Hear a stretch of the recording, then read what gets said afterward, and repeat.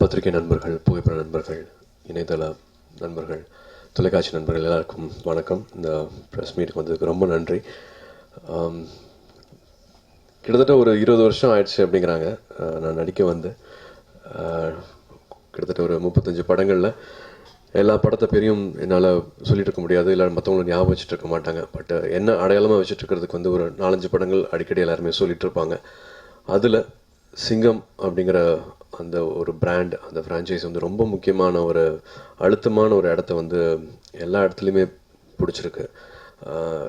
நேருக்கு நேர் பண்ணும்போது நீ இதெல்லாம் நடக்கும்னு நினச்சி பார்த்தியா அப்படின்ட்டு வீட்டில் இருக்கிற குடும்பத்தினர் அத்தனை பேரும் வந்து நான் இப்பவும் ஞாபகப்படுத்திகிட்டே இருக்காங்க. ஏற்கனவே ஒரு படம் ஆரம்பிக்கும் போது இந்த மாதிரியான படங்கள்லாம் வரும், வரிசையாக வரும்.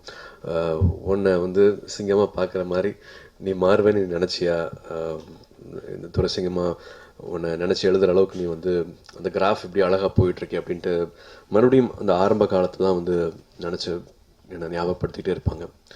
அந்த வரிசையில் எனக்கு ரொம்ப ரொம்ப முக்கியமான ஒரு ட்ராவல், எப்படி வந்து இப்போது ஹரி சார் சொன்னாரோ, எல்லா படத்துக்கும் வந்து ஒரு எதிர்பார்ப்பு இருக்கும். முக்கியமான படங்கள் வரும்போது எல்லாமே வந்து பொதுமக்கள்கிட்ட இருந்து ஒரு எதிர்பார்ப்பு இருக்கும், எல்லா நண்பர்கள்ட்ட இருந்து எதிர்பார்ப்பு இருக்கும். பட் வணிக ரீதியாகவும் இவங்க 2 பேரும் சேர்ந்தாங்கன்னா எல்லாத்துக்கும், ஜென்ரல் ஆடியன்ஸ் எல்லாத்துக்குமே சேர்ந்து ஒரு விஷயம் வச்சுருப்பாங்க, ஒரு முக்கியமான ஃபில்மாக இருக்கும் அப்படின்ட்டு.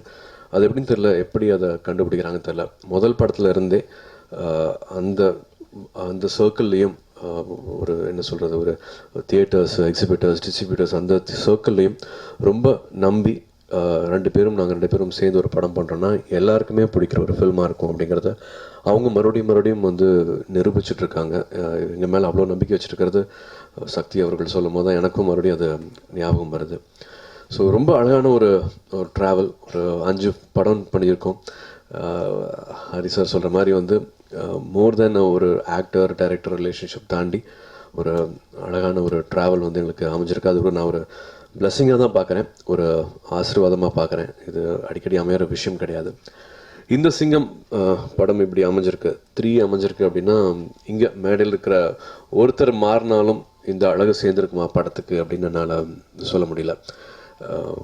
ஒரு கிட்டத்தட்ட ஒரு 120 நாள் ஷூட்டிங்கு.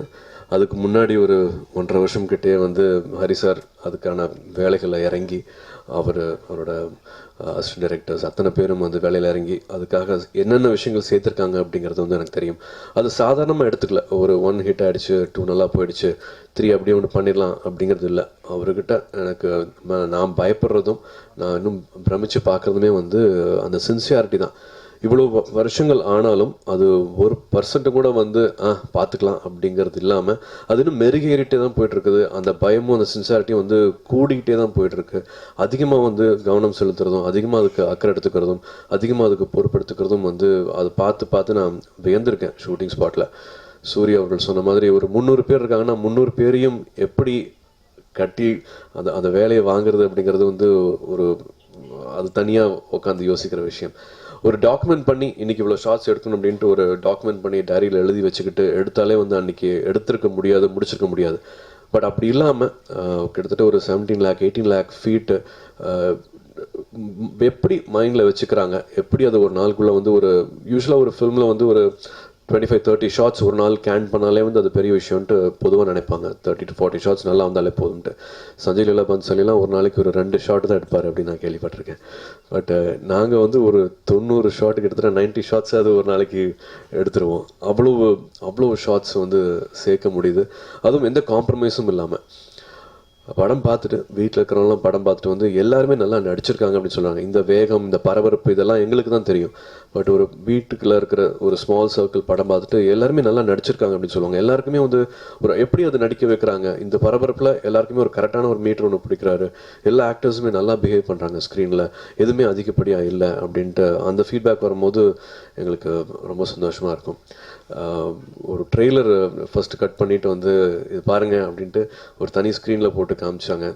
அப்போ தான் தெரிஞ்சது, ஓகே 1, 2க்கு அப்புறமா 3 எப்படி வரப்போகுது அப்படிங்கிறது வந்து அதுதான் ஃபஸ்ட் டைம் நான் பார்த்தேன். அந்த ஷார்ட்ஸும் சரி, ஹாரிஸ் ஜெயராஜ் சார் அவர்களோட அந்த பேக்ரவுண்டும் சரி, இதுக்கப்புறமா நான் எப்படி டயலாக் பேசுகிறது அப்படிங்கிற ஒரு சின்ன ஒரு பதட்டம் வந்துச்சு எனக்கு.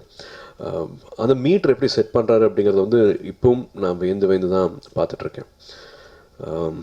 ஹாரிஸ் ஜெயராஜ் சார் வந்து எனக்கு ஒரு பெரிய அசட்டு மாதிரின்னு சொல்லலாம். என்னோடய கெரியரில் கிட்டத்தட்ட 8 படங்கள் தாண்டிட்டோம்.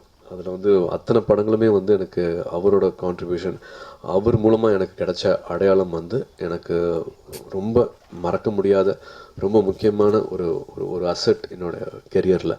ஸோ அவர் கூட சேர்ந்து இந்த 3rd பார்ட்டில் வந்து அவரும் சேர்ந்து இந்த படத்தில் வந்திருக்கிறது வந்து இன்னும் கூடுதல் அழகு தான் அந்த படத்துக்கு. மற்றபடி எல்லாருமே கனல் கண்ணன் மாஸ்டர் ஆகட்டும், ஒரு ஃபைட் முடிச்சுட்டு ஷூட்டிங் வந்துட்டு நான் அந்த ஃபைட் எப்படி வந்திருக்கு பாருங்க அப்படின்ட்டு அப்படி வருவார். அவர் என்னங்க அப்படி என்ன எல்லாம் வெயிட் பண்ணிருப்பாரு, எல்லாருமே எப்படி ரியாக்ட் பண்ணுறாங்க, டேரக்டர் சார் என்ன சொன்னார், கேமரா என்ன சொன்னார், பார்த்தாங்க பார்த்தீங்களா அப்படின்னு சொன்னார். அடுத்த ஃபைட் பாருங்க எப்படி பண்ணுறோம் அப்படிங்கிற மாதிரி ஒரு காலர் தூக்கி விட்டுட்டு அடுத்ததை இன்னும் பெட்டராக பண்ணலாம் அப்படின்ட்டு என்ஜாய்மெண்ட்டு தான் இருந்துச்சு. ஒரு 120 நாள் அப்படின்னா கூட அந்த என்ஜாய்மெண்ட் வந்து குறையவே இல்லை. ஒரு 200 லொக்கேஷன் போயிருப்போம், பட் அந்த டயர்ட்னஸ் எல்லாம் எங்கேயுமே கிடையாது. எப்படி கொடுக்கலாம் ஏன்னா இது வந்து வெறும் ஒரு லாங்குவேஜில் இருக்கிறவங்க மட்டும் பார்க்குற படம் கிடையாது.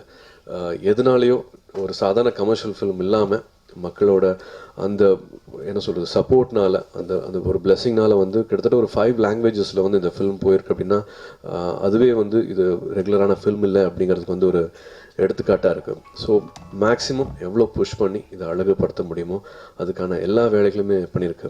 விவேகா அவர்களாகட்டும், தாமரை அவர்களாகட்டும், எல்லா சாங்ஸுமே வந்து எவ்ரிதிங் இஸ் அகெயின் லைக் ஒரு ஆல்பமாக ஹிட் ஆகிறதும் வந்து ரொம்ப ரேரான விஷயம். இது எல்லாமே இந்த படத்துக்கு கூடுதலாக நடந்திருக்கு. ஞானவேல் சொன்ன மாதிரி ஒரு ரொம்ப ஸ்மால் சர்க்கிள் வந்து இந்த படத்தை பார்த்துருக்காங்க. படத்தை பார்த்துட்டு இந்த படத்துக்கு ஏன் நீங்கள் தள்ளி போட்டுருக்கீங்க, எப்போ வேணாலும் ரிலீஸ் பண்ணலாமே இந்த படத்தை அப்படிங்கிற மாதிரி சொன்னாங்க. அத்தை இது நான் விளம்பரத்துக்காக சொல்கிறேன்னு நினச்சிக்க வேண்டாம். மனசார எனக்கு நேற்று நைட் கிடச்சிருந்த ஃபீட்பேக், அதனால் இங்கே ஷேர் பண்ணணும்னு நினைக்கிறேன்.